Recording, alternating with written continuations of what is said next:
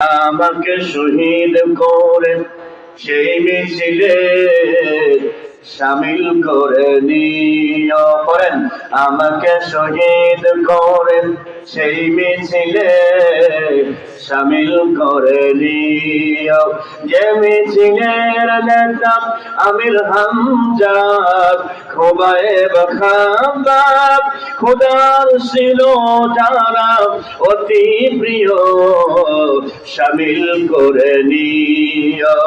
বলেন আমিন। আল্লাহ তাআলা বলছেন, ولا تقولوا لمن يقتل في سبيل الله أمواتا بل أحياء عند ربهم يرزقون।